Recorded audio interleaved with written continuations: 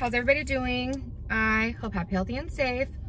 So if you're new here, hello, my name is Christina and I live in Mexico. And I crossed the border to go to work. So while I sit in line, I like to make videos talking about my life, daily life, stuff that's going on in this crazy world. So I hope that you hang out and subscribe. And for my returning lovers, hi guys. Thanks for coming back. I love and I appreciate you all. So I'm gonna go ahead and talk about this crazy election that we just had.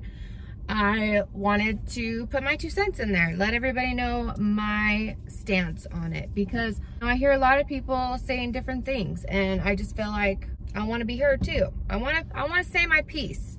And if you want to hear it, cool, keep listening. And if you don't, you know, I'll see you in the next one. I'm sure most of you can probably know who I'm voting for or who I voted for, and that's Biden. I don't necessarily consider myself a Democrat though, because there are things that I feel like I do have Democratic views on, but there are also things that I feel like I have Republican views on. I really do feel in the middle. You know, there are some things that I'm liberal and there are some things that I'm not. So, God, I got bit by something. It's a little difficult to call myself one thing. You know, I don't like saying I'm a Democrat because I don't think I am. I did vote for Biden though because I like his plans for immigration. And as you guys know, I feel very strongly about immigration, and that is why I did that. So the fact that he has won is very exciting. I know that Trump and Trump supporters are outraged and they feel like this election was rigged. And you know, it's funny because when he won in 2016, Hillary Clinton actually had more votes, but he had the electoral vote, and that's why he won. So I think it's weird that he's all saying all these people were gonna vote for him and he has all these followers and nobody showed up to Biden and blah, blah, blah, blah, blah. Well, you're saying that there's all these thousands of people in the streets celebrating, but I thought nobody liked Biden. So that's already a contradiction right then and there. The second thing is they were accusing people of using dead people's identities. And I read up on that, and it had been proven that there was nobody dead that was voting. These people were juniors of past family members. And so that's why there was some confusion, but there was no actual registered dead member who was voting. You guys are implying the stay-at-home order and stay at home, but then you don't want to honor the mail-in ballots that were mailed in. I don't know about some states, but in Arizona, we did mail-in ballots before. I voted for Obama with the mail-in ballot, you know, and that was never considered, you know, fraud. It's ridiculous that all these people are saying that Biden didn't really win. And I mean, it was a close race. No, like it was close, because I feel like our country is definitely divided, but I mean, he won. And as far as I know, even though he wants to take it to the Supreme Court, they haven't found enough proof to do that, which is why it hasn't gone, you know. And people are saying, well, don't get excited yet, this isn't done yet.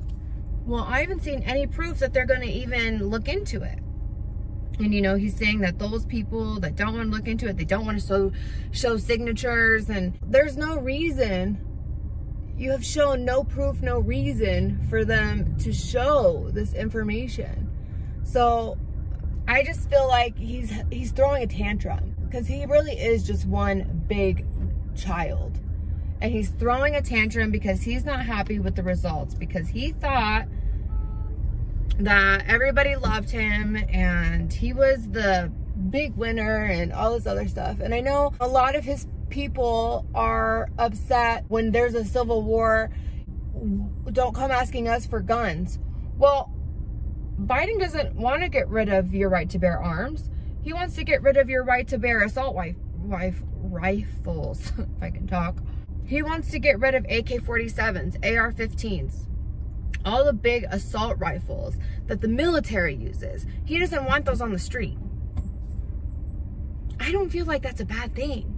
I feel like a 9mm, a 22, a 45, whatever handgun or shotgun or hunting rifle you may have, I feel like that's gonna get the job done. There's no need for a regular everyday citizen to own an assault rifle. If you're not in the military or you're not police, I don't see the need for it. I really don't. For those people who are tripping on that, like, y'all are tripping on nothing, in my opinion. Like, you really are. Like, it's not worth it. And then as far as taxes going up, the taxes are not gonna go up for middle class people. The taxes are gonna go up for the rich. And I know if you're the rich, you're probably worried about that. And you know,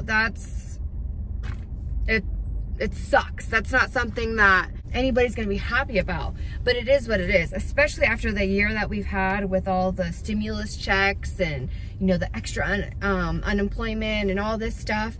You know, we're gonna have to pay it back somehow. And you know, if the rich can afford it, then it is what it is.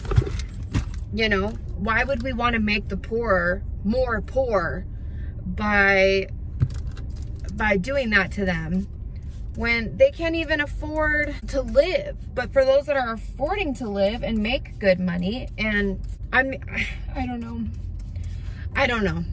I mean, I want everybody to be treated equally, but at the same time, it's like, if you can afford it, like, I would rather, that's like, when I had a friend who was hurting and we all went out and I had money, I would pay for them. Why? Because I had the money. I'm not going to make them pay and make them be in more debt and more, you know, upset that they can't afford stuff than, you know, when I can pay for it. And that's kind of how I feel about taxes, is they can afford it. And a lot of the lower class, middle class cannot. And so that is why it is what it is. But I don't know. I feel like everything was fair. Everything worked out. I mean, in my way, I'm really excited. I will say the one thing I don't agree that Biden's doing is I hope he doesn't do like an American shutdown as far as like this whole COVID thing, because that is the one thing that I disagree with, is shutting everything down. So that is the one thing that I don't agree with. But other than that, I really do feel like he has good things coming for America. And these pedophile accusations are also ridiculous. He has never been accused of raping or molesting a child, okay? His accusations were making women uncomfortable by touching their shoulder, or I think there was either a picture or a video where he put his forehead to like another girl's forehead and it made her feel uncomfortable. So, okay. He doesn't know personal space. That doesn't make him a pedophile. Nobody's ever said, oh, he raped me. Oh, he touched me in my private places, whatever. No, they're just accusations of him, you know, touching somebody's shoulder or leg or something like that, that made them feel uncomfortable, which, I mean, it is what it is, you know. How many times has Trump been accused of raping women? How many? I'll give you a minute to count.